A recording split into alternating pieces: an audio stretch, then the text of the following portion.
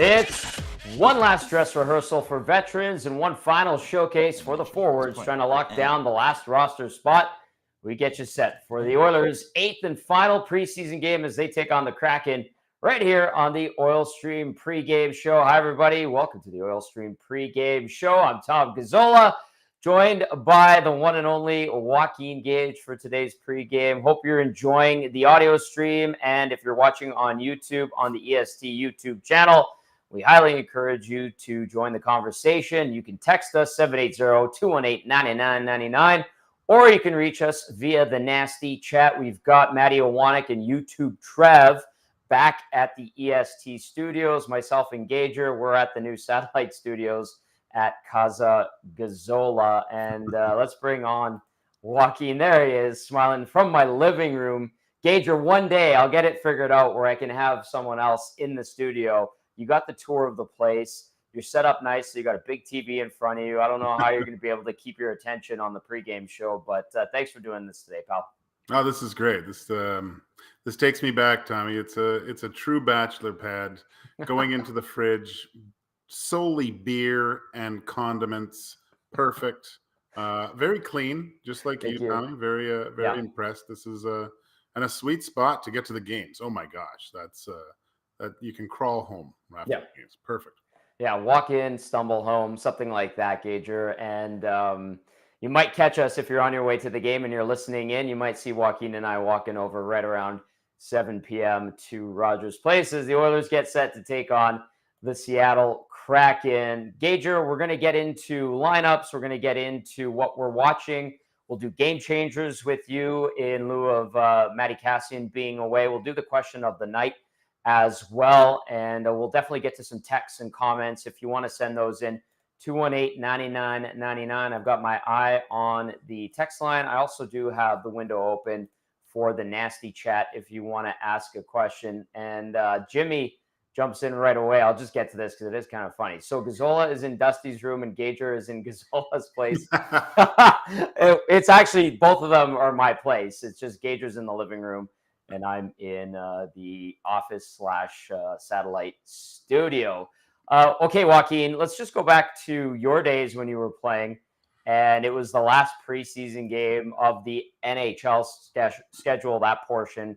I know the times that you spent in the minors. You guys, I know the AHL and the IHL back in the day even. I don't know what the pregame situation was or the preseason situation was, but I do know that in Oklahoma City, there was only like 1 or 2 preseason games for them in the AHL. I know Bakersfield has limited preseason action as well. But if you're a guy in the lineup tonight and, you know, the first game of the season is right around the corner, a few days away after this long weekend, what is the emotion level like? Do you get in your own head? Are you rattled? I know from your perspective, being a goalie, it's got to be a bit of a mental grind, but I'd imagine if you're a defenseman or a forward, it has to be tough as well.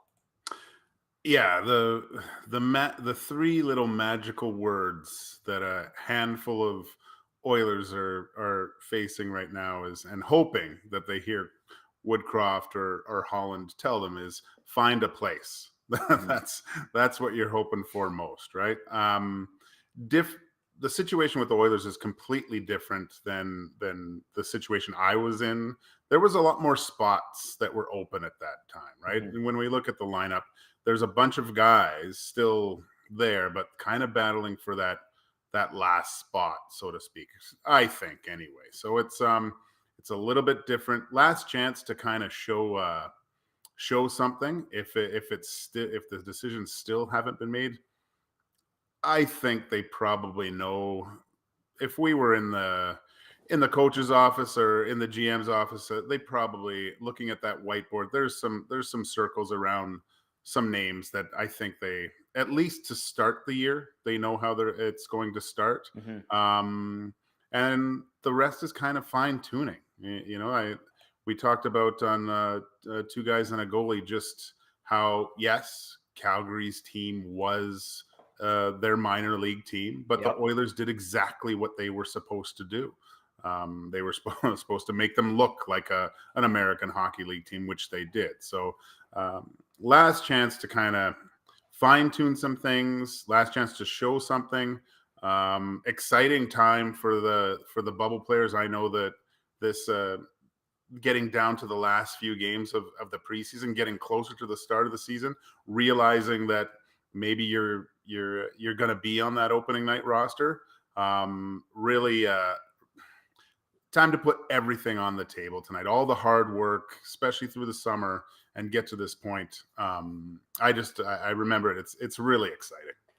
Can you call it a dogfight, so to speak? Is that how it's going to be for the guys fighting for that last spot at forward today?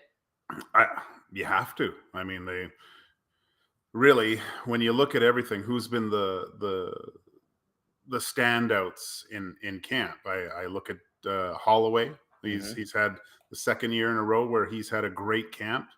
Now he's done it. He's proven he's a good preseason player. He's got to prove it in the regular season. But right. I've said it before. I think his mindset's different. He knows he's kind of got that spot already.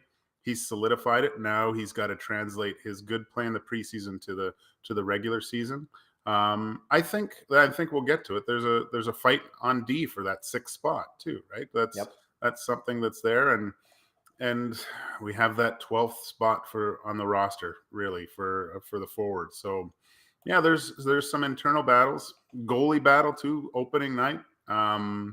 It's funny, I think the whole city is 50-50 on how they would go right now, and a lot depends on what Jack Campbell can do. Can he keep his level of play at the level he's shown in the games that in this preseason? It's different for a goalie in the preseason as to a player, I think, because everyone can shoot the puck, and sometimes playing against, you'll hear guys in the American League, sometimes it's a little bit more difficult because guys, it's not as structured. Guys are so good positionally in the NHL, so things happen a little bit quicker. So, and guys there's a lot of lines and combinations that are not familiar with playing each other, so it gets a little bit scrambly. So it can be even a little bit more difficult as a goalie playing, just because maybe you're not seeing guys that you're used to playing against, things like that. And he's done an unbelievable job in my mind.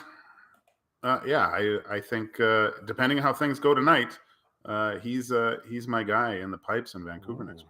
Ooh, I like that. That's bold. Adria, that's bold. I like that. We will get into starting lineups and starting netminders for tonight, and we will definitely be talking about Jack Campbell and Stuart Skinner. I will throw the question of the night out there. If you're listening in, driving and on your way to the game, and someone is in the passenger seat and wants to chime in, if you have a question, fire it our way, 780-218-9999. If you're watching via the Edmonton Sports Talk YouTube channel and want to get in on the conversation on the Nasty Chat, please do so. We appreciate any and all comments and questions. I'll throw this at you quickly, Gage, before we get into the starter lineups and the starting netminders. Question of the night is this: who do you see winning the final roster spot at forward, and why? There's 4 names really here: Raphael Lavoie, Adam Erne, Lane Peterson, and Brad Malone. And interestingly enough, Jay Woodcroft made sure to mention Brad Malone when discussing that last roster spot today. Yeah, I mean, I think it's Lavoie's to at least to start the season, Tommy. That's you have to see what you have with him, and he's shown little glimpses of what he can do. I think at times in the last game, I kind of had the ISO cam on him and watching him play. He was physical down low, and he's got the skill that he can beat a goalie from distance with that shot, right? So, and we really haven't seen what happens during the regular season when he's up against a full-time NHL lineup, right? But there could be something there. Like, the last thing you want to do is see a guy get picked up through waivers, lose him for nothing, and see him go have success somewhere else. I think it would be irresponsible for the Oilers to not know exactly what they have and possibly lose him during waivers. So, but again, on the other side, all the teams have kind of looking at their own lineups, what they have. Sure, they're looking at the waiver wire and the possibilities of maybe picking something up, but they've got their own internal plans right now. If I'd like to see him start to see what you have just in case, but it's probably the best time to let him go too, in a sense that other teams are solidified for the most part. If he gets called up throughout the year, gets sent back down, has to go through waivers at that point, then you're looking at injuries on other teams.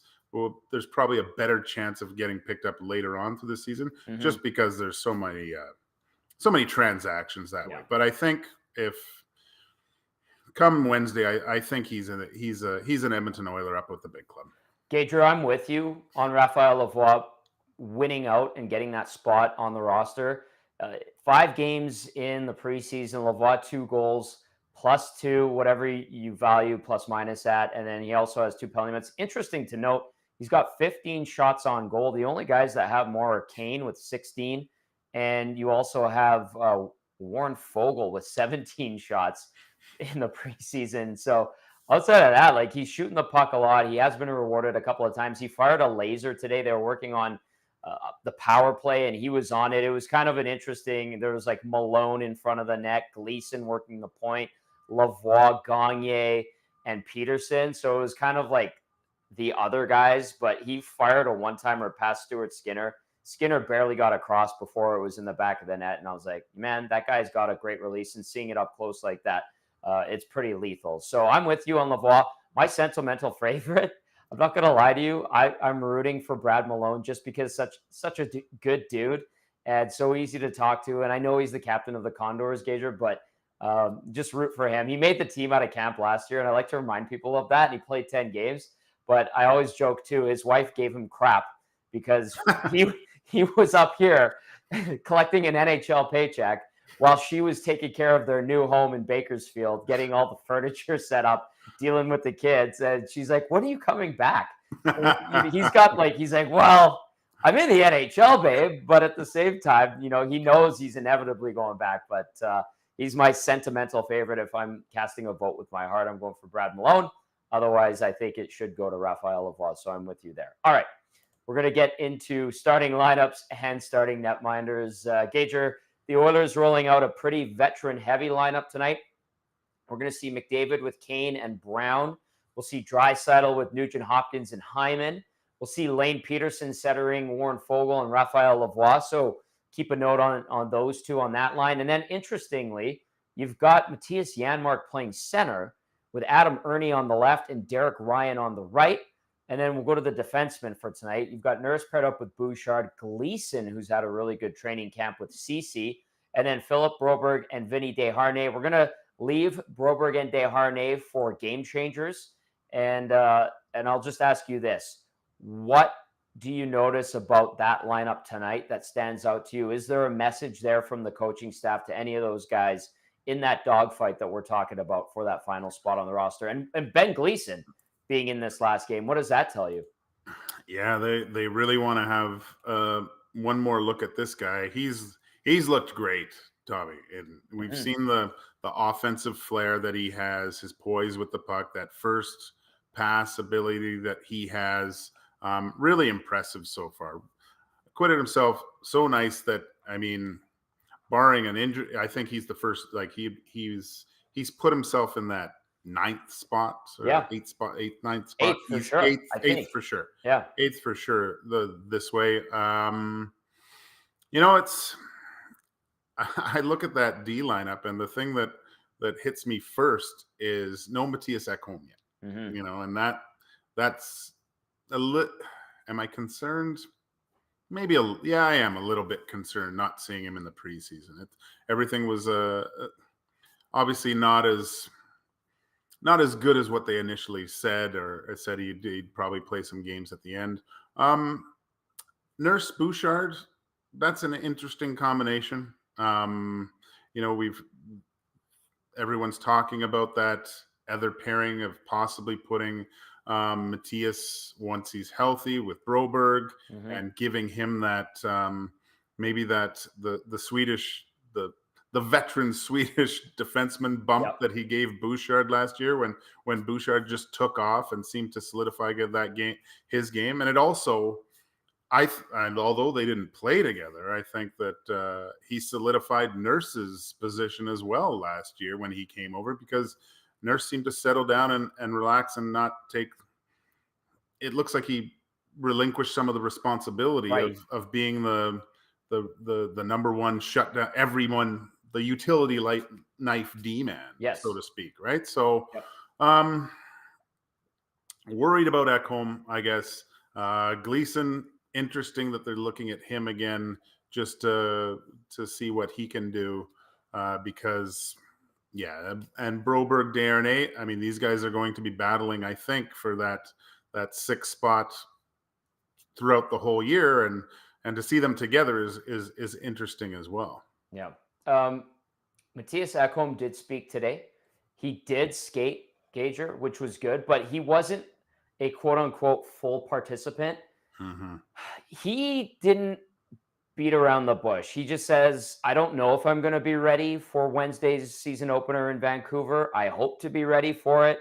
I think I can be ready to just kind of pick up and go without any preseason action and really not taking part with any of the main groups in training camp. And like watching him today, he was just putzing around basically. Yeah. He wasn't really doing the drills, especially line rushes. How much concern should there be? Or can we just trust this Viking of a human and say, you know what, if you're ready Wednesday, fantastic. Or if you're ready next Saturday, that's A-OK too. We know that when he gets back in the lineup, he's just going to be as steady, sturdy, and reliable as we have seen in his time as an Edmonton Oiler. Yeah, I mean, listen, the Oilers are a good enough team to win games without Matthias Ekholm in the regular season. And if there is there's no reason to rush him back. If this is more serious than, or just taking longer than initially anticipated, it's personal. I just want him to be in that lineup, because I think starting the season with your full lineup and winning together, just having that cohesive unit, starting to learn, the NHL is like golf in a sense, Tommy. Like you come back, once you start playing against other NHL teams, you're like, oh my gosh. And when we go back and play golf that first round, we suck, right? Yep. And then there's that progression. It's going to get better and better and better. And it's always like you hear when guys get, it happens when guys miss camp or there's holdouts, they come back. Like even if it's 2 weeks into the season, you see how long it takes for them to get back up to speed. Mm-hmm. Am I worried? I'm a little bit concerned about that, just because I've seen it happen so much that it takes guys longer to get back. I do think Matthias Ekholm is the kind of player that it won't take too long for him to get back to game speed, just because of the experience and the way he plays and his veteran presence on defense. I think we'll get him there quickly. Maybe I'm just a selfish person. I want to see him in the lineup, and just whoever he is playing with, if it is Broberg, I wish we could have seen that in the preseason here, Ty. I'm sure the coaching staff, I think that's where they were leaning to see if they had some chemistry with that pair. Well, so much of the offseason, we're like, well, they have Ekholm and he's in there now, and what's a full season with Ekholm going to do, and what kind of impact? And lo and behold, he misses all of training camp. So we'll see how that progresses. But no Ekholm tonight, no Ryan McLeod tonight. He says he's close to being 100% ready. No Dylan Holloway as well for the Oilers. Let's dip into the nasty chat here from JL on the Ekholm topic. It says, what would your D pairings be if Ekholm isn't ready for opener? Even if he is ready, do you think they ease him in with a third pairing minutes type of scenario to start? Joaquin, what would you say to that? First, it's a conversation to see how you feel, right? Mm-hmm. But I think you would, when he comes back, I think you see him with probably with Bouchard right away. Just some familiarity there, right? You want to, depending on how he feels. You can't rush this back, Tony. The last thing you want to do is have him, if he's not feeling, if he's 80, 90% and gets injured again and has to sit out till middle of November. You don't want that. But if he's out, and depending on what happens tonight, I don't mind Bouchard and Nurse. I think I want to see what that looks like. I like Kulak and CC. The talk about that. That's a pretty good shutdown pair. And we're going to see the Broberg and Desharnais and see what that looks like. I mean, maybe if this keeps going, maybe Ekholm does start on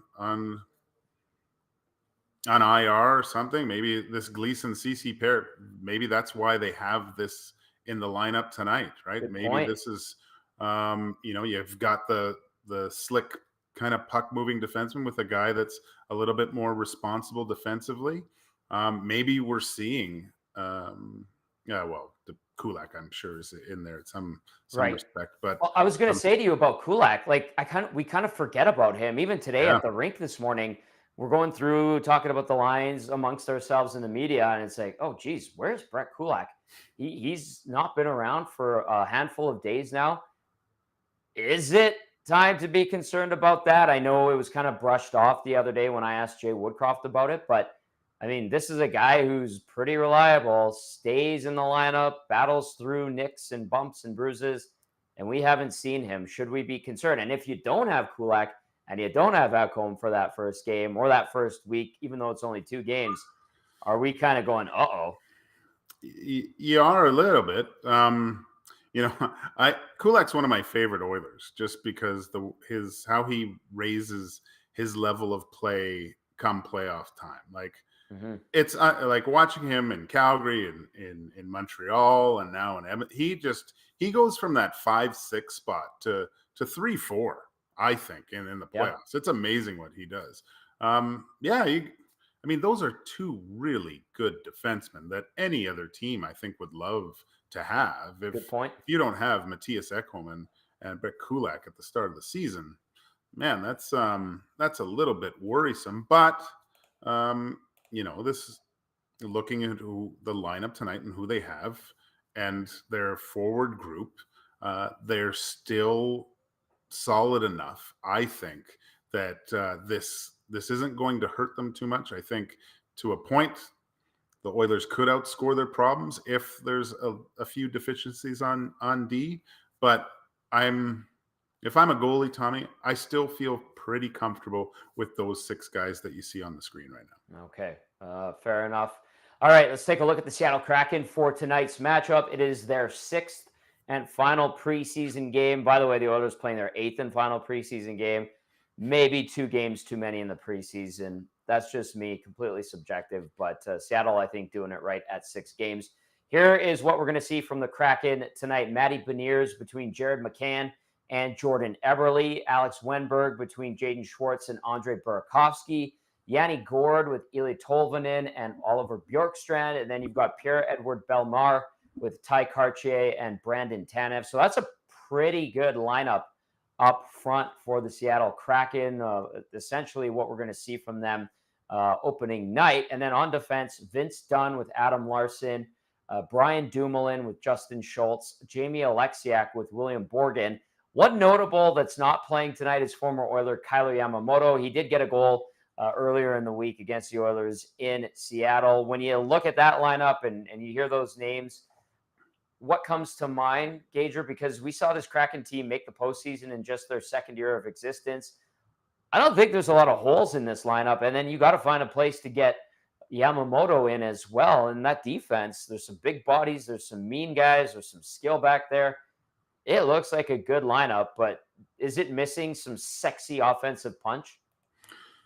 Yeah, you could say that for a handful of teams in the NHL too, Tommy. The thing I like when I watch the Seattle Kraken play is sometimes you don't even recognize which from their first line to their 4th line. They all play the same honest, disciplined, hard-nosed way. And I think that's the reason for most of their success. I mean, you had Matty Beniers have a great season.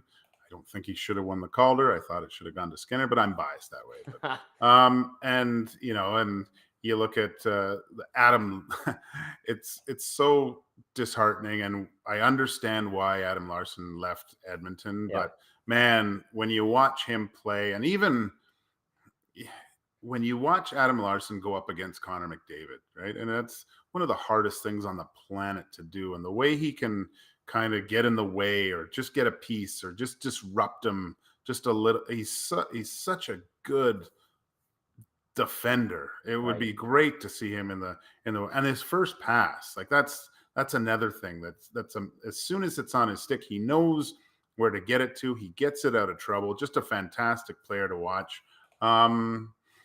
The other guy is Justin Schultz. I mean, we all remember how he came in with the with a lot of weight on his shoulders to become the next, I would say, like Paul Coffey, but to see him have some of the success, and you can see why, that there's a lot of skill in Justin Schultz. Like, it's funny, like without Yamo, there's a handful of old Oilers on this Seattle Kraken team that's just crazy. But I like the way the Kraken play, just because they're honest throughout their whole lineup. Grubauer, see how he does this year. I was always puzzled why he left Colorado, because he would have had a cup ring by now. But solid goaltender, gives them a chance every night. They're a tough out. Yep.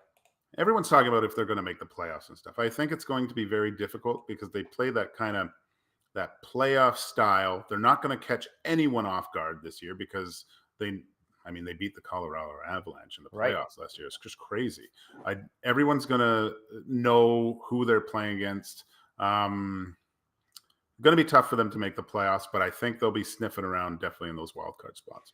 Yeah, there's something to be said, and talking to players, when a team like arrives, they don't catch anybody off guard anymore, and it almost seems like a silly concept, Gager. Like, now I remember Devin Dubnyk said this. I'll use this as an example, and if you can relate to a story that kind of is similar to this, I remember when Dubnyk came back here, but he was with the Minnesota Wild. It was after his time in Phoenix, and he had resuscitated his career. And the Oilers had a good year in 16-17, and the cameras and the mics were turned off, and we just started talking to Devin, and Speck threw it out at him, and he goes, "So, how do you look at the Oilers?" And he goes, "Well, you actually have to prepare for them now because they're actually good."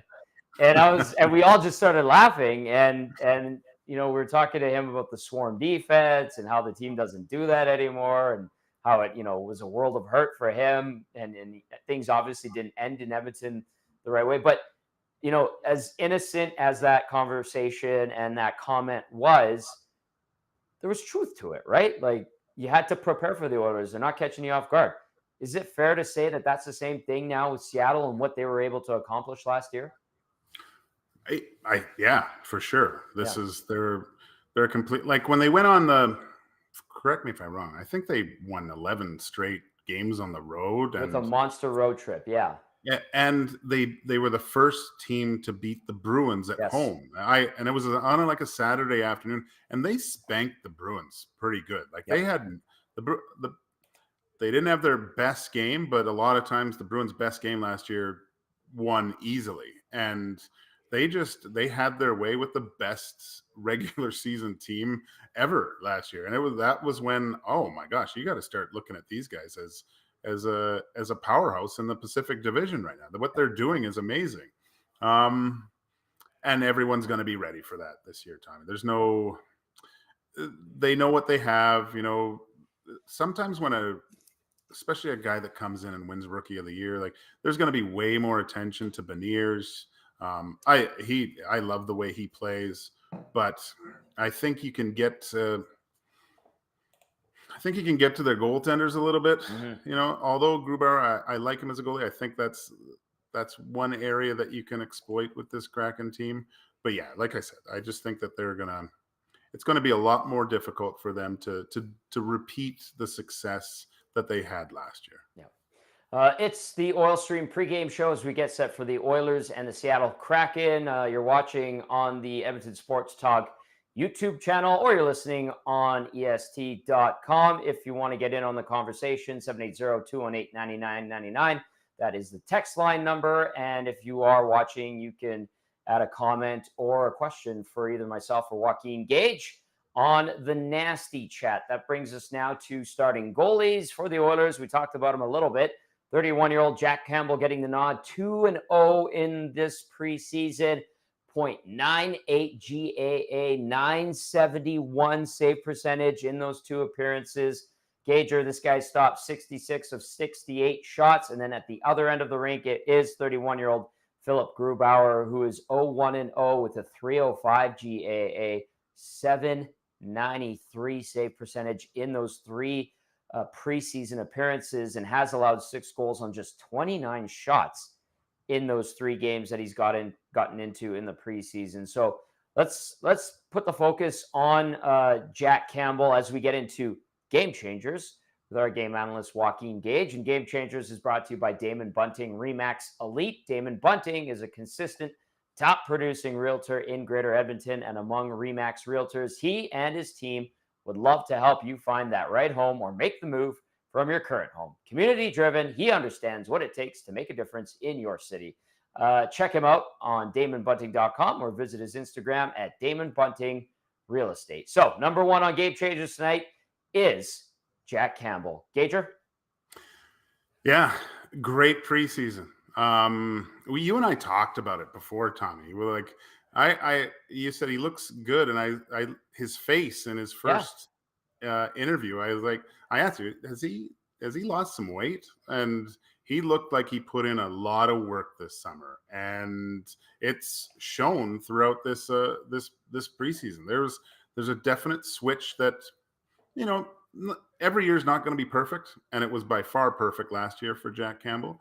And I think he's come in with a completely different mindset, different attitude, different equipment, and he's taken the ball and running with it. Like I said, it's sometimes it's a little bit more difficult to play in these types of preseason games, and he has played great. He has made the saves that he needs to make. He looks calm. He looks comfortable. He's taken goals away from the other teams at times. And like I said, I just think that what he has done, and I think a lot depends on tonight and how things go. But I've said this. I think it would be irresponsible to anoint Stuart Skinner, although he had a great season, and I love Stuart Skinner. He's an all-star.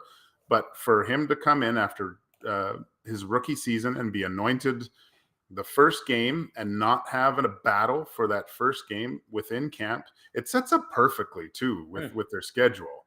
Like if I was Woodcroft, I would have said, look, guys, let's battle. I don't know who's going to start game 1. Have a great camp, and that will dictate who I'm going with. I would just put that bone out there, and let them battle. And so far, you'd have to say that Jack Campbell's got the lead. I really think he could start in Vancouver game 1, and Skinner starts the next one. I mean, he's home Saturday night, huge game, perfect situation for him to come back at home, and hopefully the Oilers after these 2 games are 2-0.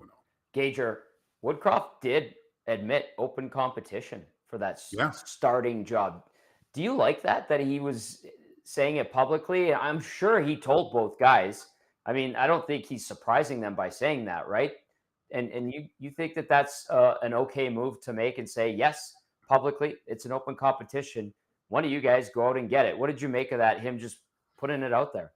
If Skinner had 5 seasons of an all-star, maybe then I would say, he gets but it's 1 season or 1 year, Tommy, that he played. And Jack Campbell, the situation he's in, and, ending the year, you'd have to say Jack Campbell, although it was only a handful of games compared to Stuart Skinner in the playoffs, he was playing at a higher level at that point.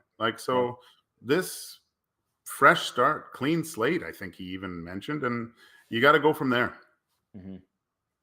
Fair enough. All right, that was number 1 on Game Changers. Number 2 is Broberg and Desharnais. They're going to be, I don't know if it's just rotating this year or if they're competing to get into the lineup. I know we're going to see some 11-7 this season, but it is those 2 guys that will round out the defense core going into the year.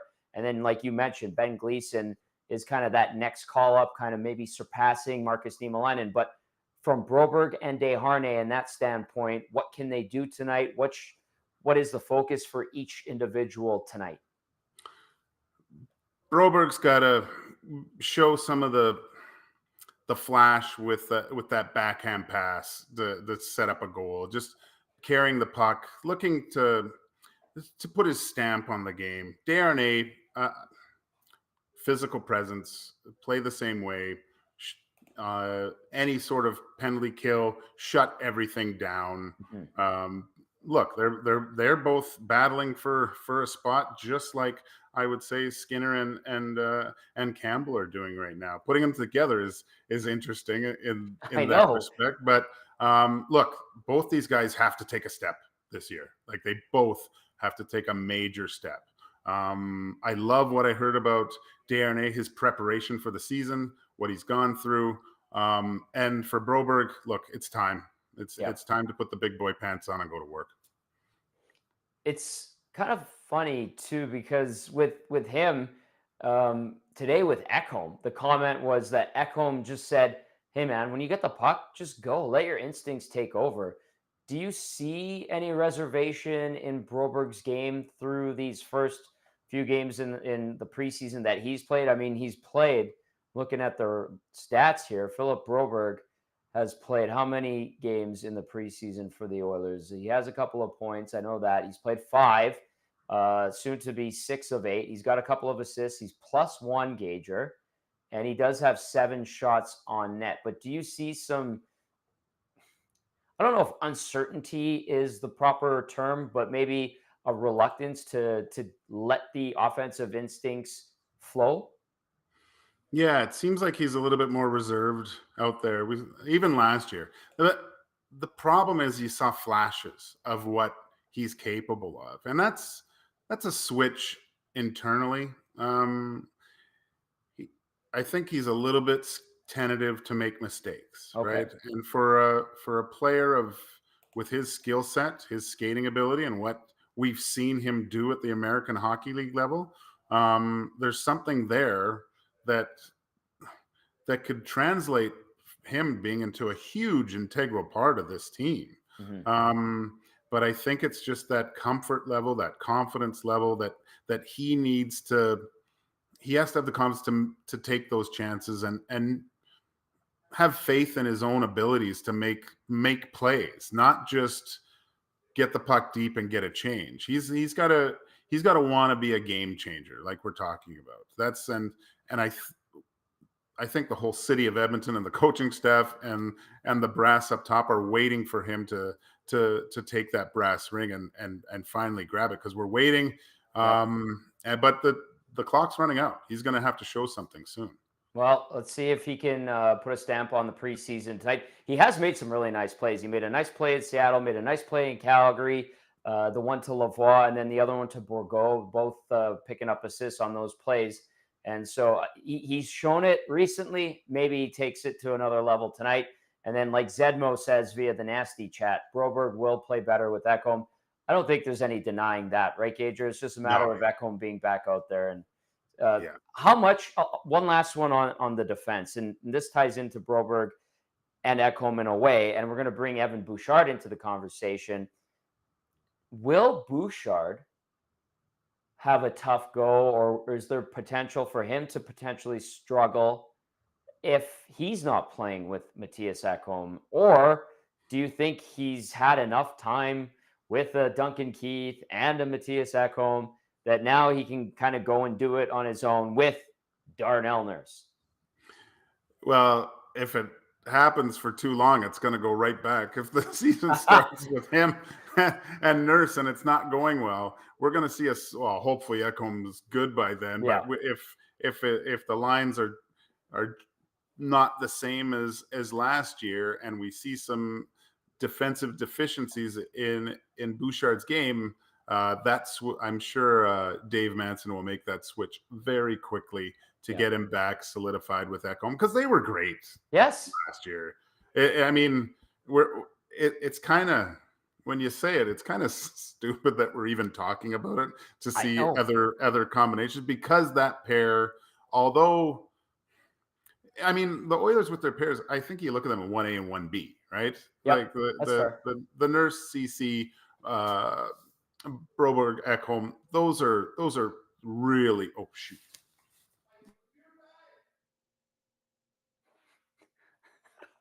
All right, we lost Joaquin Gage. Something happened. I'm not sure what. We're gonna get into some audio and video. If you're listening on the audio stream, you can send us a text 780-218-9999.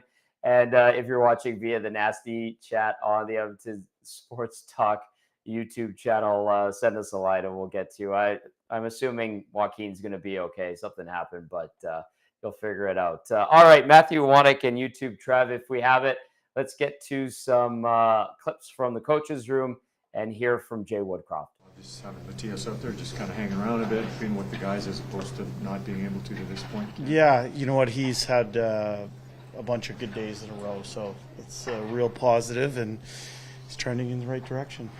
As a coach, how much of it is the medical staff deciding when he's available, and then is that when you get your input as to decide if he can play or not? How's it go? Yeah, well, there's a lot of things that go into it. First and foremost, you have to listen to the player and how the player is feeling. And then he works in conjunction with the medical staff, with the strength and conditioning staff, and his return to play kind of protocol. And so he's, like I said, he's had a bunch of good days in a row together. So he's trending in the right direction. He said he's continuing to communicate a lot with Philip and just helping him along, giving him some advice here and there. Yeah. One of the things he tells him is, when you get that thing, just go. You've got the legs to be confident. What do you see on that front? Well, I think that's one of Philip's natural gifts. I've had the pleasure of seeing him in the American League and when he first came over to play pro hockey here, and that is a gift of his. So for him to have that reinforced by a veteran of Ekholm's quality, I think is really important. It's a teammate encouraging someone to play towards their strength. That's always positive. Were you playing tonight? McLeod is not in tonight. I'm giving you the scoop. Were you able to notice that Matthias was discussing, sometimes when you're hurt you kind of lose yourself in your own situation, but he was discussing how he hung around longer, he wanted to be in meetings. What does that mean to you, to see a leader like that, leading even when he's got his own sort of situation? Well, he's not the only one in that category. Sam Gagne has been in that category. Ryan McLeod was in that category too. It's something that we encourage our people that are maybe dealing with injuries, that even though they can't go on the ice, that doesn't mean their brain can't be engaged. We like keeping the brains turned on here so that when people do return to on-ice action, everything's not all brand new. So that takes a certain type of discipline too, is to make sure that you're paying attention, you're able to translate that, and hopefully that means less rustiness when you do eventually get back on the ice. Seems like there's one. Sorry, Dan. It seems like there's kind of one forward job here we're looking at. It's Peterson. It's LeBlanc. How much of that hinges on how well Janmark does at center? I'd add Adam Mirny to that category as well. Brad Malone's still here as well. So there's a few people that are competing for that position. Janmark at center it's something that's in his bag. That he was, as a younger player, that's how he came up. He has experience doing it in the NHL. There were times last year that we put him in the middle. How much does it depend on it? I think that's a factor in it for sure. If we like in what we're seeing with Matthias in the middle, that opens up other types of options. Would you like to see Derek Ryan with him so you can maybe time share that position a little bit, like you did maybe with Devon Shore and Ryan, kind of taking space off some of their strong sides and things of that nature? Yeah, they're going to play together tonight for that very reason. Both of those guys have experience in the middle. If either one of them ends up down low, they have confidence in playing it. And then, like you said, with the lefty-righty on the face-off dot, that's an intriguing possibility as well. So we're going to pay attention tonight to what the players show us, but those two will start together. Just to go back to Ekholm, I'm sure it's disappointing, annoying, whatever the word you want to use. It's just it seems like you're trying to switch up pairings and you don't have him working with his new partner. What signs have you seen from him that will allow him to, form a cohesive pair with his partner once the season starts, having not been able to play with him in the preseason? Well, it's not his first pony ride, right? He's been around the NHL a long time, and the last guy I worry about fitting in or complementing someone else would probably be Matthias Ekholm. He showed that last year when he walked in cold and had a great effect on the D-core in general, our team as a whole, and specifically Bouchard in particular. So I don't worry about Matthias Ekholm. For me, everything with him is making sure that he's physically comfortable. He appears that he's trending in the right direction. We've had a bunch of good days in a row here, and I think today's another positive day in that regard. 7 straight years for Connor McDavid at the top of the TSN top 50 list. Draisaitl's the number 2 this year. We thought it's the number 1 and 2 according to us. So are you declaring yourselves the preeminent? It's Jay Onright and Gino Reda. Oh, okay. Well, two pretty quality people there. I don't pay attention to those things. I know that they're 1 and 2 on our board every morning. Yes, funny moment there to wrap things up at Jay Woodcroft's press conference after the morning skate. Ryan Rishaug, putting and declaring and saying that we have McDavid, Draisaitl at 1 and 2. It's the TSN top 50, but hard to argue against those guys. Gager, you're back. Are you okay? Explain yourself. People want to know what the hell happened. Just a rookie mistake, Tommy. Forgot the charge cord.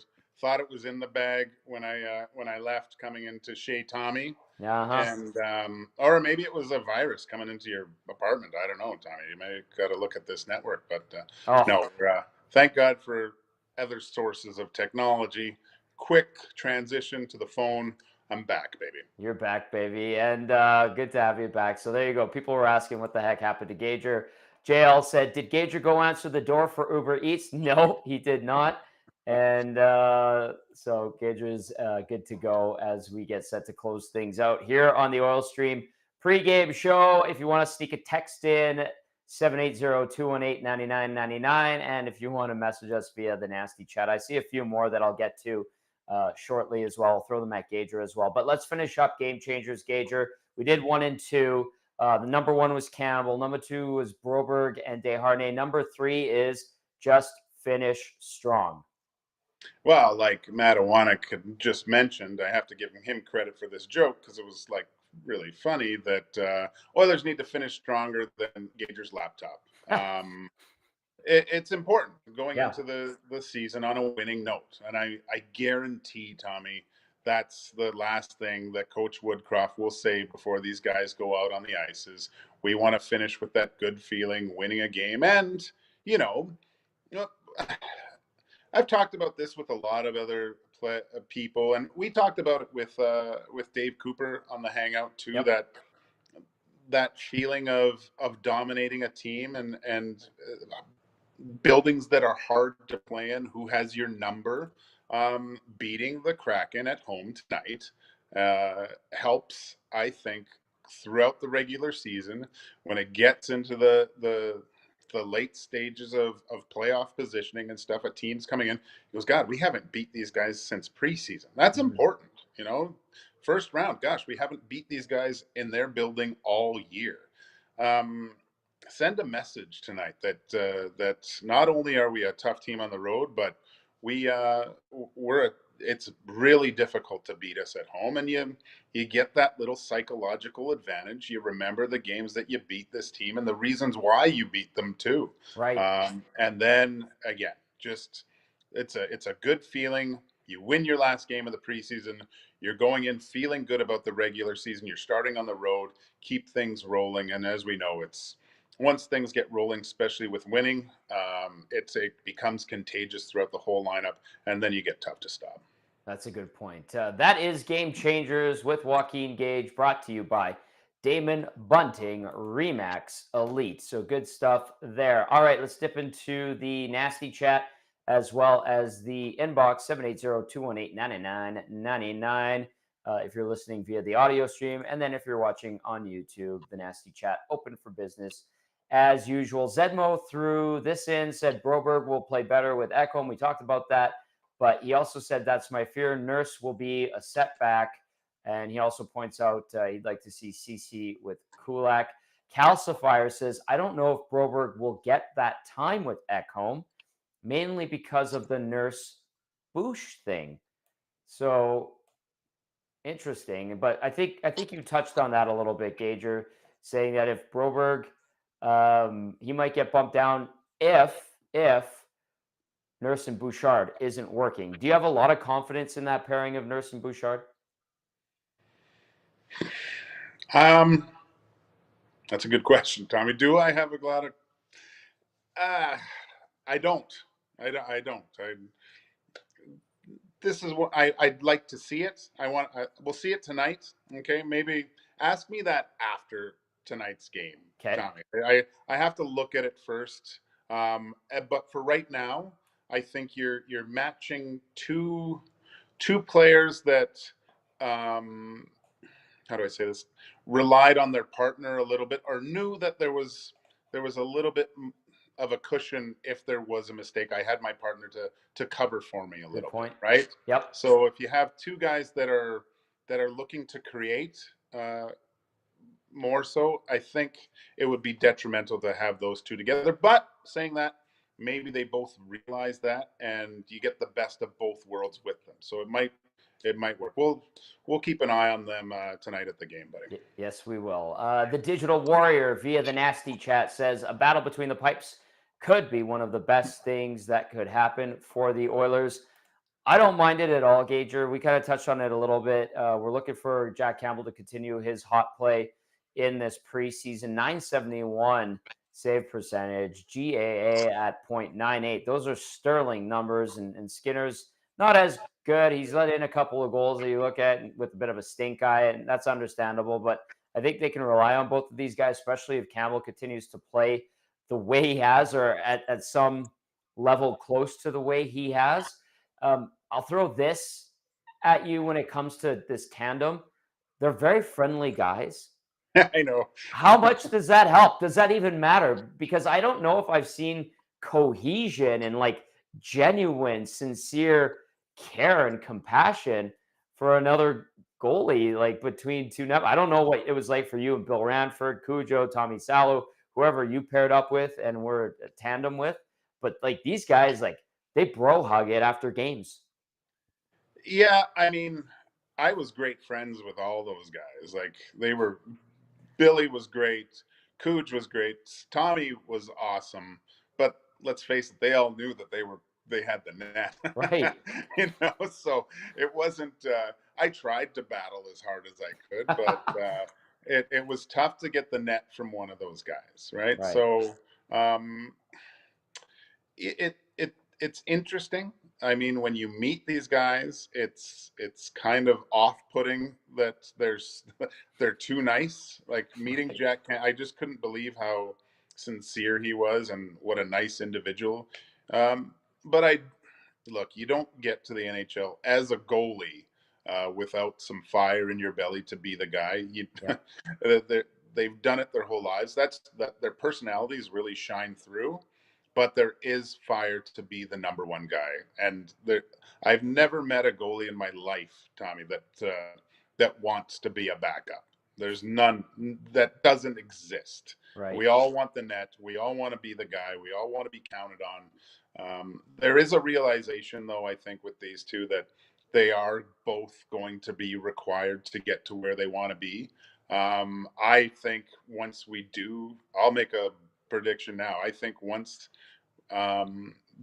if everything goes to plan with the goaltending situation with the Edmonton Oilers, I really do think that you could see both guys in playoff series, depending on when the games are flip-flopping at that point. I think you do need that to an extent throughout the playoffs. We saw it. I just don't think one guy can. There's very few guys that can play that 60 games a season, go into playoffs, and keep that level of play throughout and try to win 16 games. You're going to need support from your other guy, and I think the Oilers are uniquely placed with their tandem that they could possibly do that. We saw it with the two teams that went to the Stanley Cup final. Laurent Brossoit, who went down in that series against the Oilers, and then Adin Hill comes in.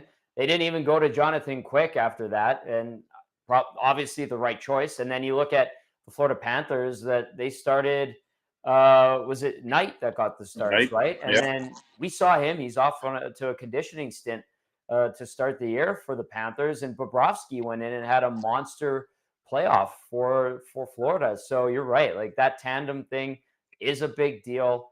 And if each guy can live up to expectation, they're going to be in a good spot. Let's just, from an Oilers standpoint, if you're an Oilers fan, hope that neither one of them falters, especially after what we saw from Jack Campbell last year. But so far, so good from him, Gager, and we'll see if that continues tonight.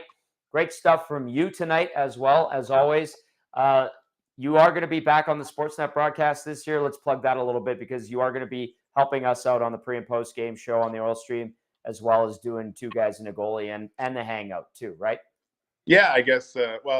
Our friend Gene Principe did text me and kind of laid out. Mac T's back in town, so everyone loves Mac T and hearing his insight. He's brilliant, so he's going to get probably the lion's share of the regional broadcasts. And I guess when Struddy gets a sore throat, they'll give me a call. So we'll hopefully I'll get on there and Gene doesn't talk to me too much, so I have something intelligent to say in the intermissions. Hey, three of the nicest guys and three great analysts. And whenever they're not using you, Gager, and Cass is away, you and Belzy are two of the best as well. So we're grateful that we have you. And thanks for stepping up for Cass today, who's taking care of some family business. So having said that, a big thank you to everyone who tuned in, texted in, and watched on YouTube, as well as listened to the audio stream.